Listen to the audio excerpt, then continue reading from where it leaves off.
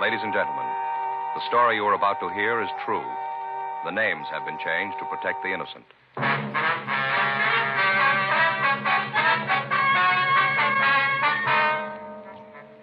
You're a detective sergeant. You're assigned to robbery detail. For the past 6 months, the managers of large markets in your city have been the victims of a hold-up man. You thought you had the suspect in custody. You were wrong. Your job, get him.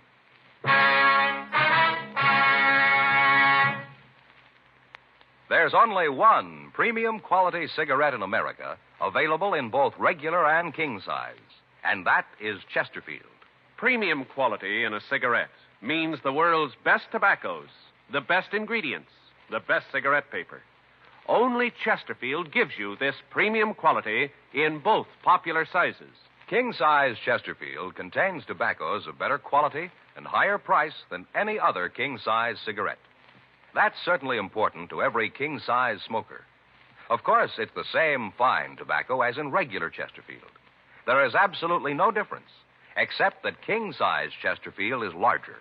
Contains so much more of these premium quality tobaccos that you get more than a fifth longer smoke from king-size Chesterfield. Yes, the modern way to sell cigarettes is the Chesterfield way.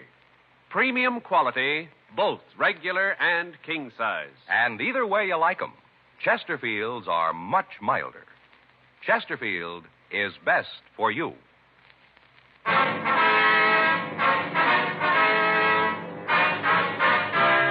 Dragnet, the documented drama of an actual crime.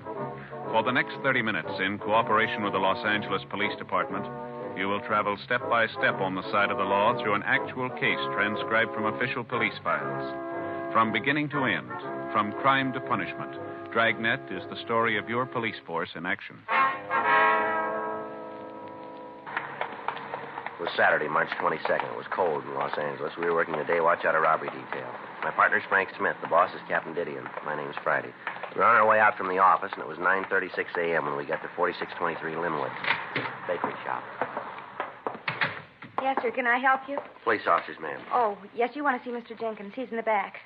Right through that door. Thank you, ma'am. How is Mr. Jenkins? Oh, he's all right. Got a bad cut on his head. The ambulance was here. Uh-huh. Do you know if there are any witnesses? I don't know. The other officers are checking it now, I guess. Mm-hmm. About how long have they been here? I'd say 10 minutes. All right, ma'am. Thank you. Who is it? Police officer, sir. My name's Friday. This is my partner, Frank Smith. Oh, what happened to the other officer? Well, he left, Mr. Jenkins. A couple of questions we'd like to ask you about this. Yeah, sure. Pull up that chair there. Thanks very much. Yeah. You feel all right, sir? Yeah, headaches a little, but I feel okay. Guy from the ambulance said I should see my own doctor. I don't know when I'm going to get time to do that. It's nothing serious, a little cut. Yes, sir. Would you tell us just what happened here? Sure, there's not much to it. Where do you want me to start? Well, what time did the man come in? Oh, I see. It must have been about 6:30 this morning. I was just frying the donuts. I heard this knock on the back door, and I let him in. What did he look like, sir? Well, just like the descriptions in the paper. That's how I knew it was the black masked bandit. Had the overcoat on, the hat, and the mask on his face. Was he carrying a gun? Yeah, it looked like a .38 revolver, long barrel. Mm-hmm. What happened then? Well, at first I couldn't figure it. You know, I'd read in the paper where he was robbing markets. I couldn't figure what he was doing in a bakery. He was alone then, huh? Yeah, at least I couldn't see anybody with him. All right, go ahead, sir. Well, he came in and sat down, told me to go ahead with what I was doing. Sat right over there in that chair. Mm-hmm. Leaned back against the wall and just talked. What did he talk about, do you remember? Just that, nothing special. Then he asked me to hand him one of the donuts I'd finished. Said he wanted one of the chocolate ones. I gave it to him. He just leaned back and ate it. I see. I asked him what he wanted. Why the gun, you know? Yes. He said he didn't want me to get any bright ideas. And he asked me how much money I had. Yeah. I told him I only had about $150, and he said that wasn't much. I said it wasn't, but it's all I had. And I asked him if he was going to rob me. What did he say to that? He said he probably would. Mm-hmm. All this time, did he keep the mask on? Yeah, he never took it off. How long was he here? Well, he got here, like I said, at 6:30. He left about 8:15, just before Vera came in. She's the one who found me. Vera? Yeah, she's the girl who takes care of the store. You probably saw her out front when you came in. Oh, yeah, sure. Go ahead. Well, I finished up with the donuts, and then I asked him if he'd like a drink. And I said I had some brandy locked up, and I asked him if he'd like a shot. Mm-hmm. He said he would. I went over to get it. I keep it over there in that cupboard. And when I walked over, I had to walk right in front of him. Yeah. Well, you probably know it gets pretty hot in a bakery, the ovens and all. I guess he was kind of relaxed. Yeah. Well, when I walked by him, I grabbed his gun, took it right out of his hands, and he jumped up and told me to hand it over to him, said for me to give it back and I wouldn't get hurt. I told him he had the shoe on the wrong foot, that I was calling things now. Yes, sir. What'd you do then? Well, if I hadn't seen it with my own eyes, if it hadn't happened to me, I'd never believe it. What's that? When I took the gun away from him, he looked real surprised. That's when I told him that I was the boss, and he just stood up and started to walk toward me.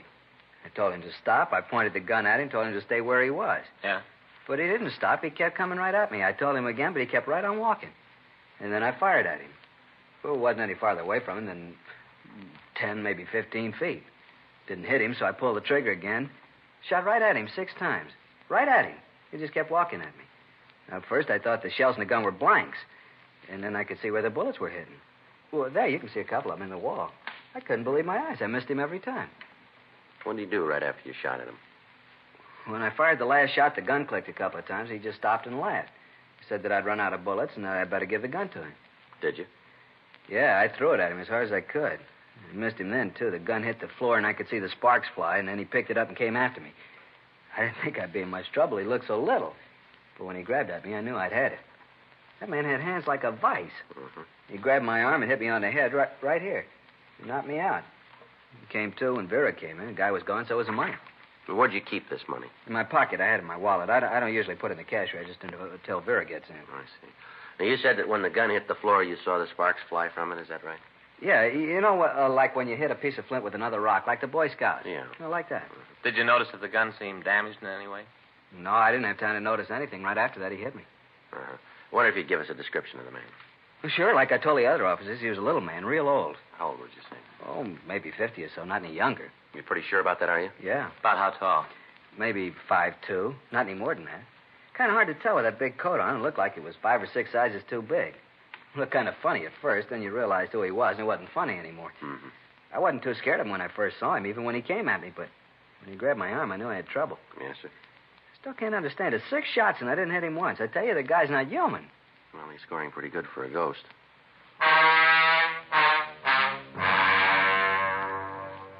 10:02 a.m. The crew from the crime lab came out and went over the bakery. Ray Pinker removed the slugs from the wall and the floor and took them back to the lab. The bandit, as usual, had worn gloves, so there was no possibility for fingerprints. A search of the neighborhood failed to turn up any new leads. None of the people in the immediate area had seen anyone answering the description of the Black Mask Bandit. Additional supplementary bulletins were gotten out, and all of the cars in the surrounding vicinity were alerted. The stats office had made run after run on the M.O. of the bandit. The leads they gave us were all checked out. All gunsmiths were alerted in the event that the suspect's weapon had been damaged and that he might try to have it repaired. All leads were checked and rechecked. They netted us nothing. Informants were questioned and re-questioned. The plan that had been worked out for checking with the managers of the supermarkets in the city was continued. 3 weeks passed. The bandit hit again, this time a market just outside of Eagle Rock. The M.O. was the same as had been used in the previous robberies. However, in this one instance, the market didn't have a storage refrigerator, so the thief locked the manager in a back room. In locking the door, the suspect had taken off his gloves, and Leighton Prince was able to lift a partial print from the doorknob. It wasn't enough for classification, but Bergman said that if we apprehended the man, he'd be able to identify him for us. June came and went. July, August. The bandit had been operating without interference for almost a year. He'd widened his theater of operations. Reports had come in from San Francisco to Stockton, from San Diego to Pomona. In each case, the suspect seemed to know what markets were being staked out, and he stayed away from them. The legwork continued without result. Tuesday, August 19th. Frank and I checked back into the office. Man, I never see it to fail. Every time we have lunch at Sal's, I eat too much. Yeah, he puts out a good lunch, doesn't he? Too good. Want to check the book? Right. Anything? Well, a call from Jerry. Informant? Yeah. Says he can't get with me tonight. He'll call in the morning. Friday, Smith? Yeah, Skipper. Yeah. Come on in here, will you? Right away. Sit down. All right.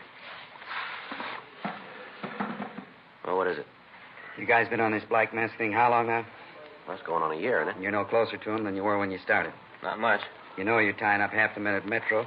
You got this town covered like a blanket, and you still can't turn the guy. We're doing everything we can, Skipper. I've been telling you for the last 6 months that I wasn't going to buy that anymore. I mean it this time. Now, just exactly what have you got on the guy? Well, I think you know it just as well as we do, Skipper. Description, M.O., even the partial print Bergman lifted from that place out in Eagle Rock. We've been over it 100 times. Isn't a lead that we haven't run out and then checked over again. Nothing new on the information from Folsom? No, nothing. We've had 5,000 circulars printed. They're scattered all over the country. Doesn't look like the guy's ever done time before. The way he works, you'd think he knew exactly what we were doing. We cover the markets, he hits the bakeries. We cover the bakeries in L.A., he hits in San Diego. They cover the stores, then he hits up north. Where we are, he ain't. How about the car, the Ford? No, nothing. We got no license. You ever hear anything on the damaged gun? No, he never tried to have it fixed that we can find out about. He's gotten a hold of another gun someplace. Latest reports say he's using a revolver with a 2-inch barrel. Well, where do you stand now? I don't know. We got every store from La Cienega to Alameda covered. From Hollywood Boulevard south to Jefferson. Big area. Yeah, it's a lot of stores, too. There's a cruiser car or a cop in or near every large store and bakery in that area. Every police unit in the city's looking for the guy. If he hits again, we should get him. Hey, Friday? Yeah, Murph. A call just came in from Wilshire. Figure you want it. Here you go. Thanks. What is it? Yeah, we got the whole town waiting for him with open arms. Everything's set when he pulls a switch. What is it, Friday? A black masked bandit. He's going in for kidnapping now.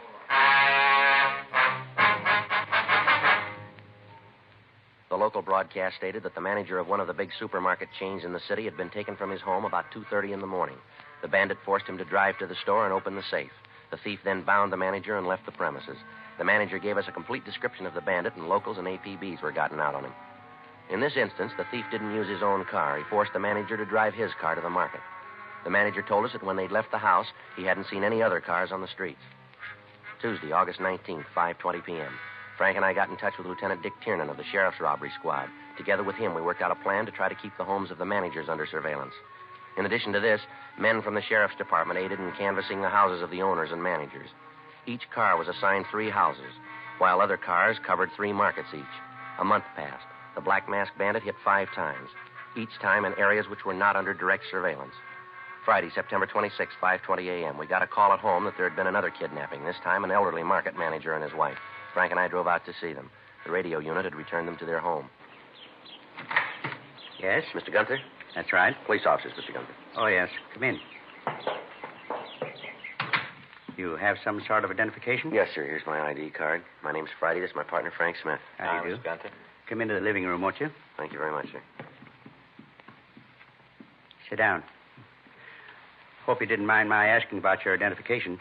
Just the way things have been happening, you can't be too sure. Yes, sir, we understand. Now, I wonder if you'd mind telling us what happened. Sure. Awful thing. Awful. Just can't believe that a man his age would do a thing like this.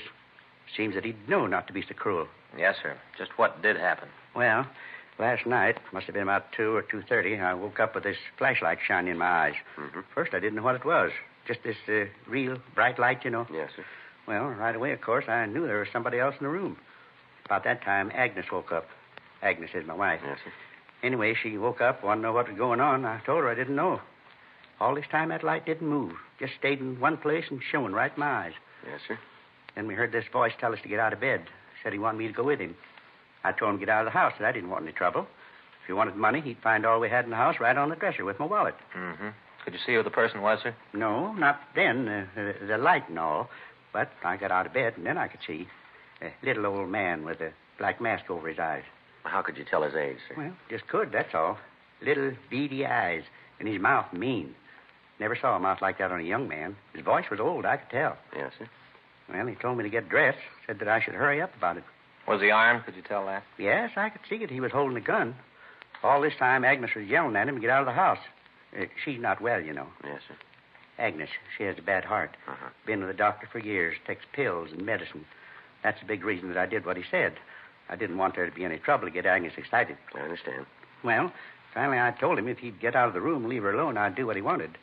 Not to give him any cause to hurt anyone. Mm-hmm. Then he did about the meanest thing he could have done. Told Agnes to get out of bed. Said for her to get up and get dressed and go with us. Just can't understand why he'd want to do a thing like that. Just plain meanness. Yes, sir. Did your wife do what he said? Well, at first she said she wouldn't do it. Really told him off. I thought he'd maybe get mad and hit her. He was mean enough to do it. Mm-hmm. Well, finally, I asked her to do what he wanted. Figured that'd be the easiest way of getting him out of the place. I thought that maybe I could talk him out of taking her with us, but I couldn't. He made you leave the house then? Yeah, told me to get the car out of the garage, and then he and Agnes get in the back seat. Made me drive down to the store. Did you notice any other cars in the area? Any cars parked near your house that weren't usually there? No. On the way to the store, though, I saw a police car. I thought about trying to attract their attention. He must have thought about it, too, though. Why'd he say that? Well, he told me that if I did anything to call attention to us, he'd kill Agnes. I think he would have, too. I didn't do anything to get him upset. Yes, sir. Well, we got to the market, and he made me open the safe, and then he took the money and tied us up. I begged him not to tie Agnes. I've never done that before, Sergeant. I'm 52, and I've never begged a man for anything, but I did this time. Begged him not to kill Agnes. I knew that if he tied her up like he said he was going to, it'd kill her. Pleaded with him, but it didn't do any good. Tied her up and put that tape over her mouth. One thing I can say for him, though, just one. He called the police and told them where we were. If he hadn't done that, I think we'd have both died. Agnes almost suffocated. Where's your wife now, Mr. Gunther? In the other room. Doctor's with her. He gave her a sedative. Awful thing, Sergeant. I just don't know how anyone could be that mean. Well, just one reason we can think of. What's that? He's had a lot of practice. 11:30 a.m. We talked to Mrs. Gunther. She told us pretty much the same story that we'd gotten from her husband. The police car in the area was contacted, but they reported that they hadn't noticed the Gunther car. The unit that was patrolling the area around the store was contacted. They reported that they had checked the store at 3:15 a.m. At that time, there were no lights and no suspicious cars in the vicinity. The Black Mask Bandit had been working for over a year. In that time, he'd robbed 59 stores that we knew of.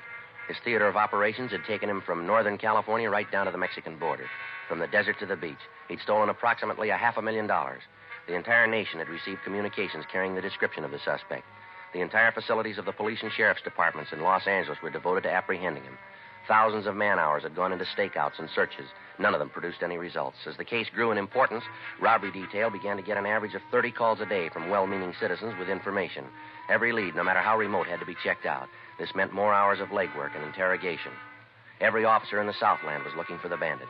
Every car and motorcycle on the streets had his description. None of it did any good. Thursday, October 2nd, 11:05 p.m. Frank and I checked back into the office. Well, there's another one that didn't go anyplace. Yeah, you want to fill out the reports? I'll check the book. Yeah.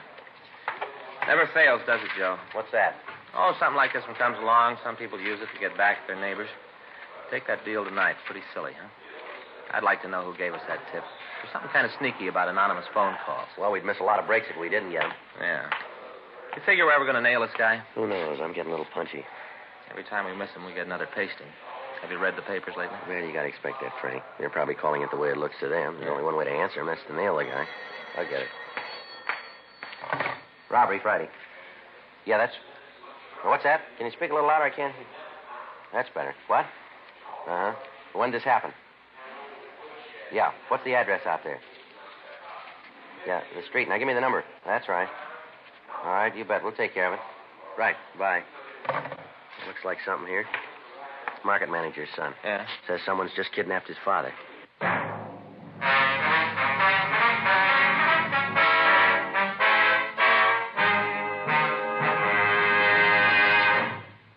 You are listening to Dragnet, the authentic story of your police force in action. The modern way to sell cigarettes is the Chesterfield way. Premium quality in both regular and king size. And we're the only one that does it. We tell you what Chesterfields are made of to give you that premium quality in both popular sizes. Our scientists select the best materials. They select for Chesterfield the world's best tobaccos, blend them just right, and they keep Chesterfields tasty and fresh with the best of moistening agents. Now, here's something else that's completely modern about Chesterfield.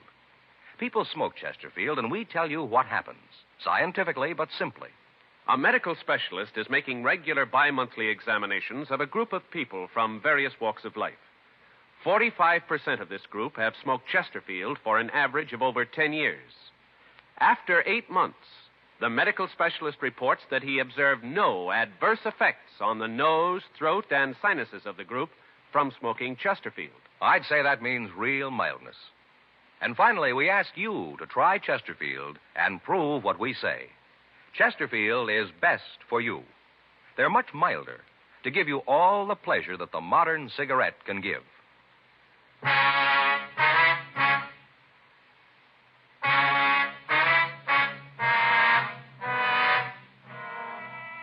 $11:23 p.m. Frank and I checked the manager's name on the list. We got the address, and 7 minutes later, we pulled up in front of the store. In the rear of the store, we could see 2 men. One was dressed in a bathrobe, the other in a large overcoat with a brown hat pulled down over his eyes. Parked in front of the store was a dark blue 1951 Lincoln. We checked the car and found that it bore the registration of Donald Anderson, the manager. Frank went around to the rear door of the market, and I covered the front entrance. We waited. At 11:42 p.m., the bandit started for the front door. All right, mister, police officer, hold it up there. Come on, drop the gun, give it up. Listen, cop, get out of here! Frank, cover the other side of the building. He's going for that fence, Joe. All right, come on, mister. Give it up. You all right, Joe? Yeah. Come on, let's get over this fence.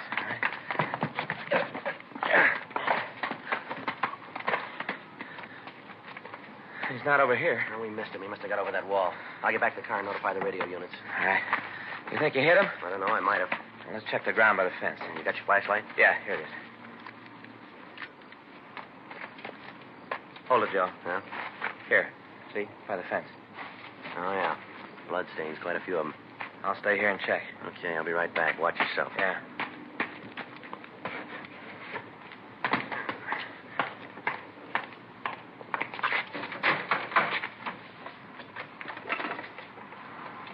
Unit 1K80 to Control 1. Unit 1K80 to Control 1. Control 1 to 1K80. Go ahead. While attempting to arrest market bandit during commission of robbery, he exchanged fire with suspect. Suspect is known to be wounded. Suspect armed. Use caution. Suspect seen fleeing on foot. All cars in area converge on corner of Figueroa and Woodlawn. Suspect described as WMA, 50 to 55 years, 130 to 140 pounds. Block off area at Vernon to Slauson. And from Figueroa to Maine. Suspect last seen going through houses at 49th and Figueroa. That's 49 and Figueroa. Roger, 1K80. Attention, all units. Attention, all units. All units in the vicinity of 49th and Figueroa. Robbery suspect wounded while attempting robbery of market. Suspect described as WMA, 15 to 55 years, 130 to 140 pounds. Block off area at Vernon to Slauson, and from Figueroa to Main Streets. Suspect last seen going through houses at 49th and Figueroa.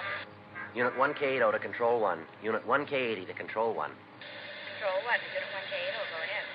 Suspect is known to be armed. Approach with caution. Use caution. Unit 1K80 to Control 1. KMA 367.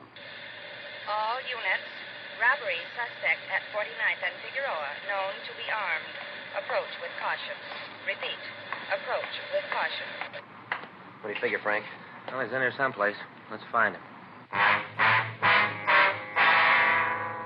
In the next 3 hours, 37 police cars combed the area. Every possible hiding place was investigated. A house-to-house search was started. Citizens were asked to lock their doors and to open their homes to no one. In one of the yards, we found the hat and coat worn by the suspect, but apparently he'd made good his escape. Broadcasts were gotten out to the entire city, putting them on the alert. Additional officers were sent to the blockaded area to help with the search. Captain Didion came out from the office to direct the operations.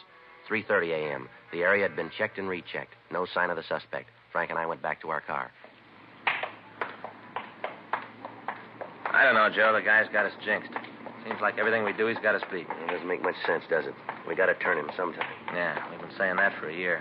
Didion was sure in a rare mood tonight. Well, he's got trouble with his stomach again. I'm going to have trouble with mine if this keeps up much longer. Yeah. Joe, car. Yeah, take the other side of it. Right. All right, come on out of the car, mister. Come on, we know you're there. Get out. Get out of here, Cap! Come on, throw that gun out here. You can't go anywhere. Give it up before you get killed. I ain't coming out. Don't you try coming after me. You haven't got a chance. I dropped the gun. All right. All right, I quit. Got no more shells. I can't fight anymore. I quit. Please don't shoot anymore. All right, throw that gun out here. Come on. All right, now get out of the car. Keep those hands up. Put them behind your head. All right, come on over here. Turn around. Put your hands against the car. Straight out in front of you. I'll shake it. Hey, you going to call an ambulance for me? I'm hurt. Hey, can't you see I'm hurt? Ain't you going to do anything for me? He's clean, Joe. Here. Here. Get your hands behind you. Want to put in a call for the ambulance? Right. You didn't have to shoot. I would have stopped if I'd known you was cops. You got trouble with your ears? No. We told you we were officers. You built this thing. We just went along with you. A lousy deal anyway. I should have stopped. I should have quit when I was ahead. If I'd have stopped, you guys would never caught me. Never. They're on the way, Joe. Good. What's your name, mister? Jerry Rogers. How old are you? 35. All this time, we're looking for an old man. How do you figure it, Joe? I don't know. Gray hair, big overcoat, and that mask. Witnesses didn't get too good a look at him. Yeah. You ever been arrested, Rogers? Yeah, once. Isn't that ambulance ever going to get here? It's coming. What'd you fall for? Huh? What were you arrested for? Drunk driving. Oh, I should have quit. I should have laid off. Yeah, it's too bad you didn't figure it that way a little sooner. Look, I don't want any morals. When's that ambulance going to get here? Don't worry about it, Rogers. Huh? You got a lot of time.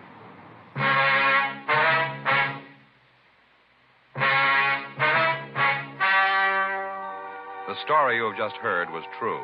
The names were changed to protect the innocent.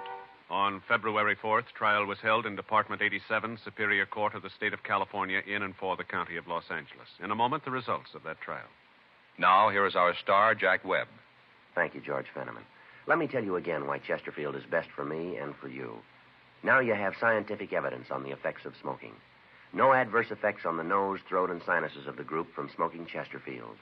And remember, Chesterfield is the only cigarette to give you premium quality in both regular and king size.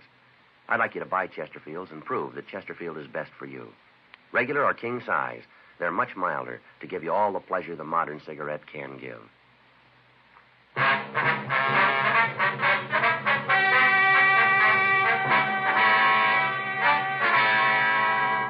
Gerald Stephen Rogers was tried and found guilty of 12 counts of robbery in the first degree and 4 counts of kidnapping. He was sentenced to life imprisonment in the state penitentiary, San Quentin, California. Ladies and gentlemen, the National Safety Council reminds you to make sure your car is really in shape for winter driving. Check headlights, windshield wipers, tires, and brakes. And then winterize your driving. Get the feel of the road when you start out. Keep well behind the car ahead. Instead of slamming on brakes and starting a skid, pump your brakes to slow down or stop. And always take your time in winter. You have just heard Dragnet, a series of authentic cases from official files. Technical advice comes from the Office of Chief of Police W.H. Parker, Los Angeles Police Department. Technical advisors, Captain Jack Donahoe, Sergeant Marty Wynn, Sergeant Vance Brasher.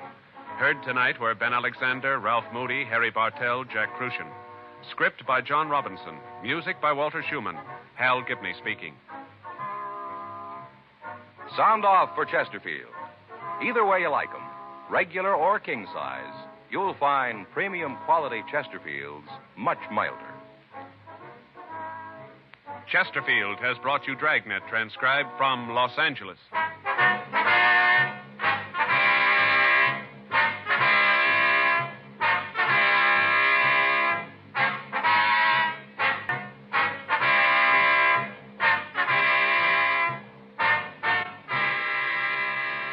Tonight, it's Adventure with Barry Craig, confidential investigator on NBC.